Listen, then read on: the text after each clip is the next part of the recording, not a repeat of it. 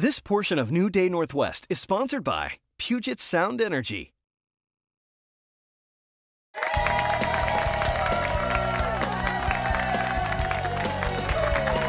Welcome back, everybody. As we've seen over the last week, emergencies are the real deal. They can happen at any given moment. Hans Herman from Puget Sound Energy and Casey Bradley from Homeward Pet are here with pointers on not only getting yourself prepared and your family, but your pets too. That's why Trudy is here.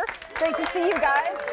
Hans, so we've seen with the flooding, you want to be able to take care of yourself. You don't want to have to go to a shelter or be rescued if you can have your preparedness ready. We talk about this and everybody goes, yeah. But this is a time to really go, I want to be one of those people who has my stuff in a row. Absolutely, Margaret. And I think more than ever, being prepared and in case of any emergency is so top of mind now, particularly in the area where we live, too, with at any time, you definitely want to be prepared. So Puget Sound Energy is really supportive of making sure that our community and customers are safe and prepared in case of an emergency. So this year we are partnering with the American Red Cross, King 5, Walmart, and Ready America in providing free preparedness kits. Yes, we like free preparedness kits. And this is part of the Safe at Home campaign, right? Yes. So let's talk about how you go about what's in the kit, first of all. Let's talk about that first. Thank you for asking. Yes. Casey, we'll get to you and Trudy in a minute. These are actually, Trudy's having treats, so she's good. She's taking care of it. So these are actually starter kits. As you know, we'll kind of get into kind of the building the kit as part of your plan. But what the kit will be giving away this weekend is it starts with a first aid kit. We have an emergency kind of survival blanket, could be used as a tarp, a poncho, a whistle. They always say to have sound in case of emergency. If we had an earthquake or something, you might need to have that. If you're not visible, you're audible. And we have glow stick and 2 pouches of water to get you started. Obviously, you need more water and non-perishable food to build it, but we really want to get you started with the starter kit and build from there. Great. So. Okay. And so some other things you need, obviously, some food, some non-perishable food. These are great soups because they have pop tops, but remember a can opener, right? Absolutely. Remember the opener. And one thing, a lot of people say, "Well, I can't build it. It's too expensive. Go in and buy this whole kit." It's very affordable. First, shop at home. Look through your pantry. Look for non-perishable foods to start building.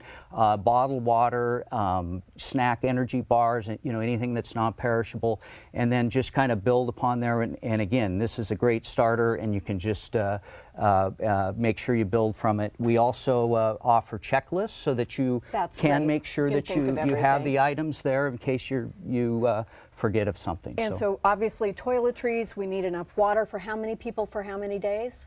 They say 1 gallon per person per day, and you should have 7 to 10 days of preparation for water. And then remember your prescriptions.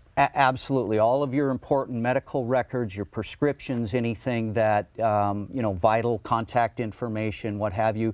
They say even some cash that you put away, just, as everything can be shut down. On the list. Yes, absolutely. One quick question about the water. This is a distilled water jug. Can we use that and put tap water in it and save it, or should we have bottled water? What will last the longest? It depends on that. You can put, some items to add something to the water to preserve it or something. Bottled water has pretty good shelf life, but you should always just kind of do your research and make sure what kind of water you're storing and look at the stability of it. Make sure it's okay. All right, Trudy, look at Trudy. Trudy's like, all right, rub my belly.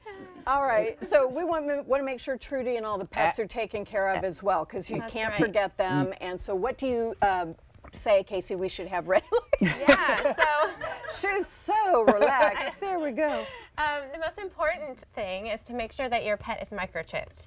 So if your cat or dog is not microchipped, take them to get microchipped. Any vet office can do it. It's painless, it's easy, it's fast.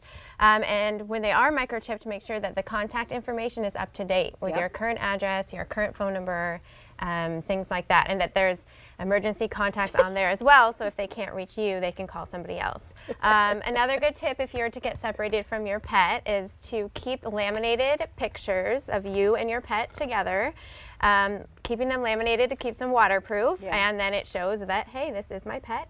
Keep some in your wallet, keep some in your emergency kit, give some to friends and family that don't live in the immediate area. That's such a great idea.